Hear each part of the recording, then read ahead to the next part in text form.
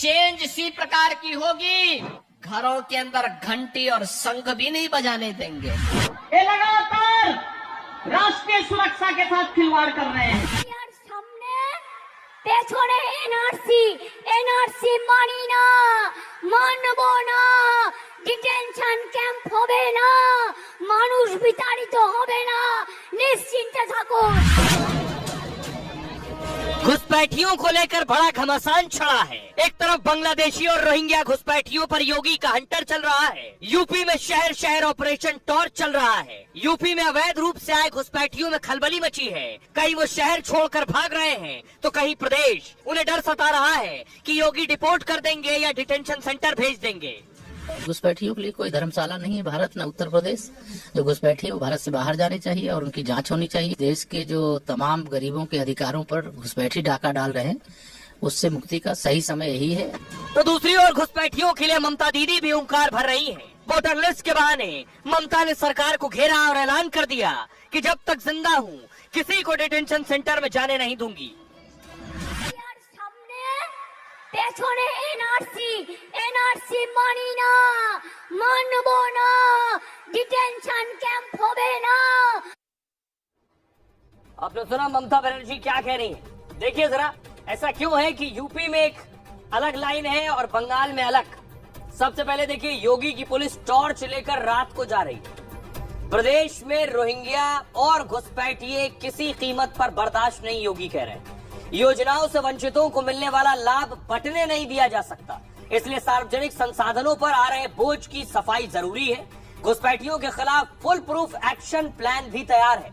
UP सरकार देश में पहली बार घुसपैठियों का एक डेटाबेस तैयार कर रही है, यानी उनके बारे में पूरी जानकारी। पकड़े जा रहे घुसपैठियों की डिटेल, बायोमेट्रिक प्रोफाइल बनेगी उनकी। सभी घुसपैठियों का नाम नेगेटिव लिस्ट में दर्ज किया जाएगा और घुसपैठियों की नेगेटिव लिस्ट देश भर में साझा की जाएगी, जिससे पकड़े गए घुसपैठियों की दोबारा एंट्री नामुमकिन हो जाए। योगी का आदेश मिलते ही पुलिस ने ऑपरेशन टॉर्च शुरू कर दिया। 17 से ज्यादा शहरों में एक साथ घुसपैठियों के खिलाफ ऑपरेशन।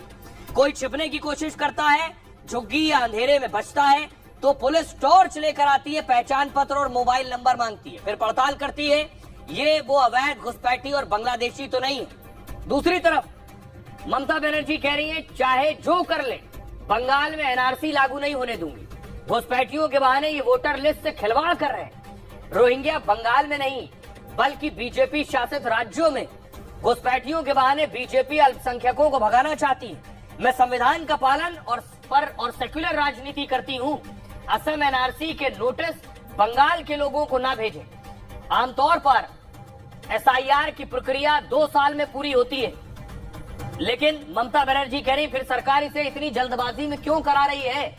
उन्होंने सवाल उठाया सरकार वोटरों का नाम हटाने और डर फैलाने की कोशिश कर रही है। लोगों को बार बार अपनी ही नागरिकता साबित करनी पड़ेगी।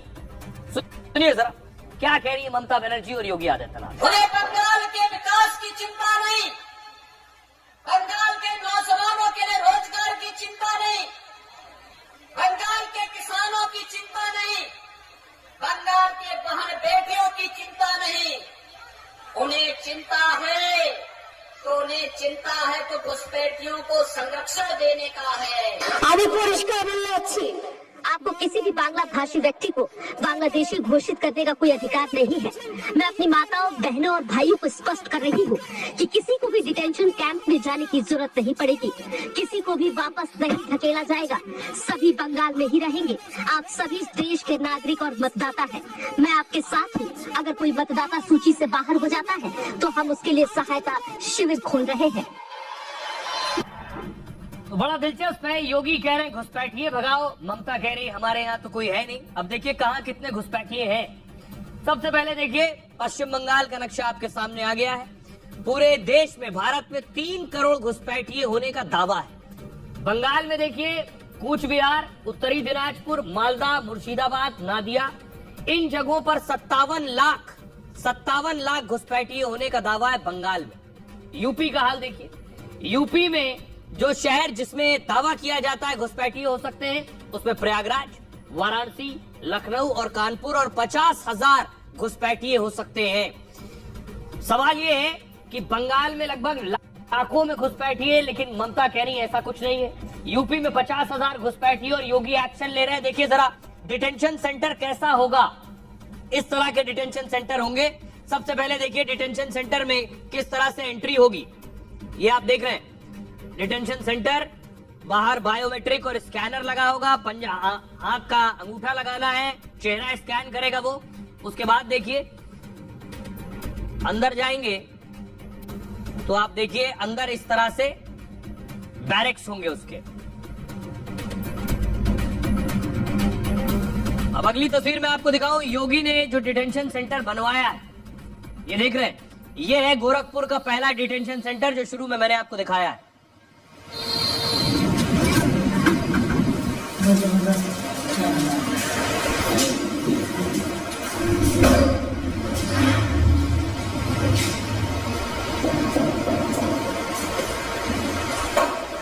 ये आप देख रहे हैं, ये डिटेंशन सेंटर यूपी में बन गया है, लेकिन ममता बनर्जी कह रही है बंगाल में नहीं बनने दूंगी ये डिटेंशन सेंटर, यहाँ घुसपैठिए रखे जाएंगे।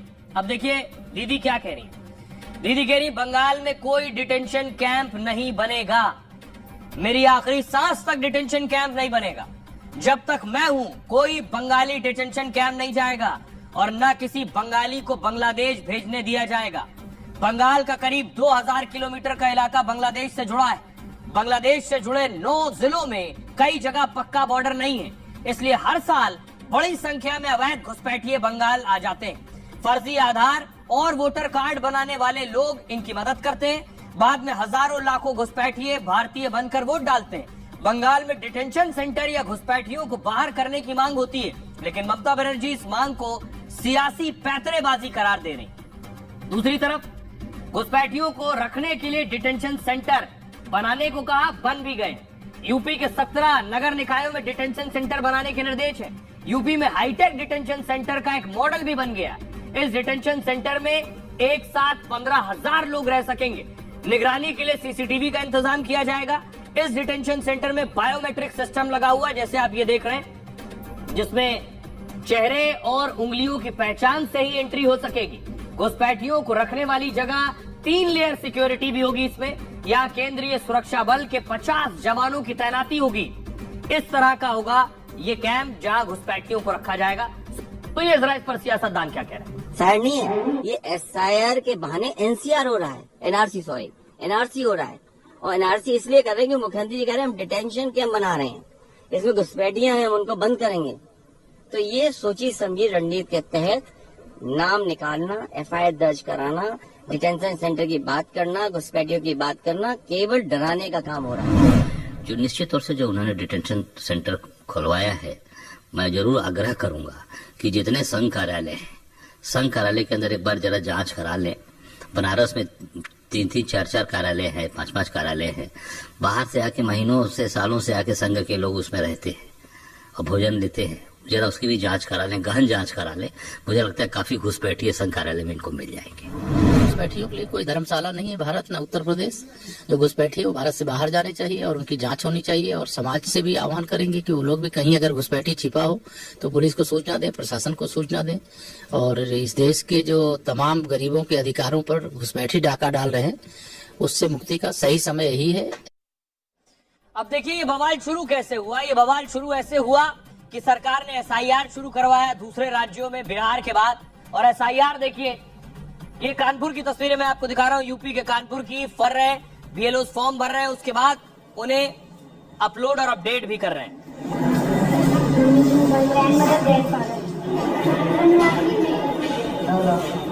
दूसरी तरफ देखिए, आज इस पर SIR पर संसद में चर्चा और बहस भी हुई, क्योंकि विपक्ष पहले दिन से मांग कर रहा था कि SIR पर बात होनी चाहिए। देखिए सांसदों ने SIR पर क्या कहा है। अखिलेश यादव कह रहे हैं SIR तो बहाना है, सरकार और चुनाव आयोग मिलकर NRC वाला काम कर रहे हैं। यूपी के CM डिटेंशन सेंटर बना रहे हैं, खुलकर नहीं कर सकते हैं, SIR के बहाने कर रहे हैं। हम कांग्रेस के बैलेट पेपर से चुनाव पर सहमत हैं। ललन सिंह कह रहे हैं अखिलेश जी ज्यादा उधर मत सटिए, नहीं तो बिहार में जिस तरह तेजस्वी का हाल हुआ है वैसा ही आपका भी हो जाएगा। पहले तो बैलेट पेपर बूथ लूटने का हथकंडा तक होता था, अब जनता आपको स्वीकार नहीं कर रही तो EVM गलत है। राहुल गांधी कह रहे हैं आरएसएस और बीजेपी